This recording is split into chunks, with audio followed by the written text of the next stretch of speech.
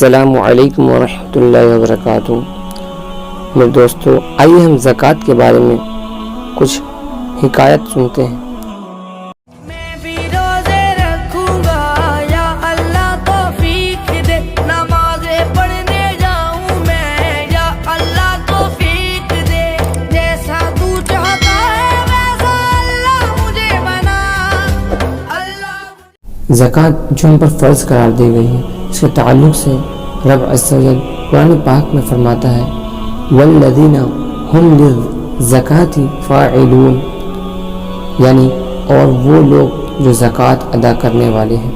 حضرت ابو ہریرہ رضی اللہ تعالیٰ عنہ سے مروی ہے کہ حضور نبی کریم صلی اللہ تعالیٰ علیہ وآلہ وسلم فرماتے ہیں جو شخص اپنے مال و دولت کا حق ادا نہیں کرتا، قیامت کے دن اس کے پہلو اور پیٹھ جہنم کے سخت گرم پتھر سے داغی جائے گی اور اس کا جسم وسیع کر دیا جائے گا، اور جب کبھی اس کی حرارت میں کمی آئے گی اس کو بڑھا دیا جائے گا، اور دن اس کے لیے طویل کر دیا جائے گا جس کی مقدار 50,000 سال ہوگی، یہاں تک کہ بندوں کے اعمال کا فیصلہ ہوگا، پھر وہ جنت کی طرف اپنا راستہ اختیار کرے گا۔ جو لوگ سونا چاندی جمع کرتے ہیں اور اسے راہ خدا میں خرچ نہیں کرتے، انہیں عذاب علیم کی خوشخبری دے دو۔ جس دن اس کے مال کو جہنم کی آگ میں تپایا جائے گا اور اس سے ان کے پہلوؤں، پیشانیوں اور پیٹھوں کو داغا جائے گا کہ یہ ہے جو کچھ تم نے جمع کیا تھا، اب اپنے جمع کردہ مال کا مزہ چکھو۔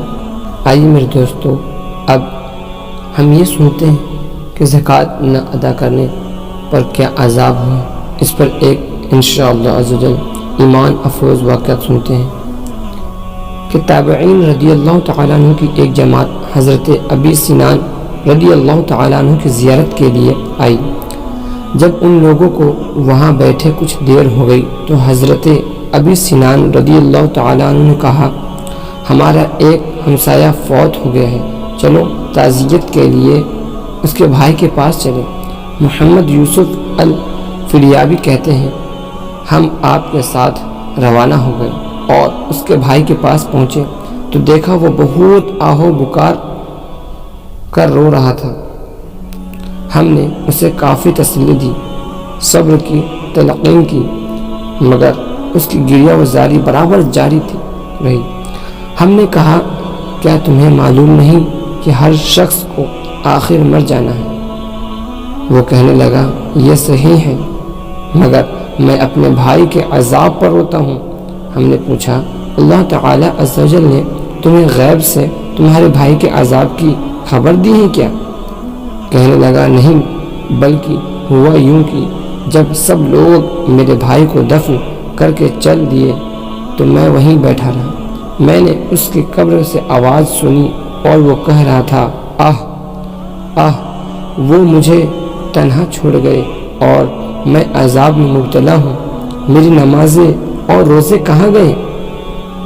مجھ سے برداشت نہ ہو سکا، میں نے اس کی قبر کھودنا شروع کر دی تاکہ دیکھوں میرا بھائی کس حال میں ہے۔ جو ہی قبر کھلی میں نے دیکھا کہ اس کی قبر میں آگ دہک رہی اور اس کی گردن میں آگ کا توق پڑا ہوا ہے، مگر میں محبت میں دیوانہ وار آگے بڑھا اور اس توق کو اتارنا چاہا، جس کو ہاتھ لگاتے ہی میرا یہ ہاتھ انگلی سمیت جل گیا۔ تابعین نے کہا کہ ہم نے دیکھا واقعی اس کا ہاتھ بالکل سیاہ ہو چکا تھا۔ اس نے سلسلہ کلام جاری رکھتے ہوئے کہا میں نے ان کی قبر پر مٹی ڈالی اور واپس لوٹ آیا، اب اگر میں نہ روں تو کون روئے گا؟ ہم نے پوچھا تیرے بھائی کا کوئی ایسا کام بھی تھا جس کے باعث اسے یہ سزا ملی؟ اس نے کہا ہاں، وہ اپنے مال کی زکوٰۃ نہیں دیتا تھا۔ میرے دوستو، ہم نے سنا کہ زکوٰۃ نہ ادا کرنے پر رب عز و جل کے کتنے عذاب ہم پر نازل ہوتے ہیں، مگر اگر ہم عذاب سے بچنا چاہتے ہیں تو زکوٰۃ ادا کریں، کہ زکوٰۃ ادا کرنے پر نبی کریم صلی اللہ تعالیٰ علیہ وآلہ وسلم نے کتنا پیارا ارشاد فرمایا ہے، اور اس وقت ہم مسلمانوں کو زکوٰۃ ادا کرنے کی سخت ضرورت ہے کہ ہمارے مسلمان بھائی کی مدد ہو۔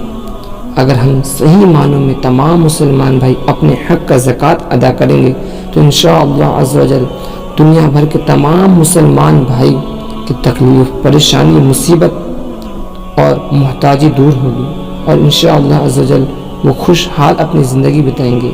اگر کوئی مسلمان بھائی اپنے مسلمان بھائی کی مدد کرتا ہے تو اس کا بہت بڑا ثواب ہے اور اس کے بہت ہی بڑی فضیلت ہے۔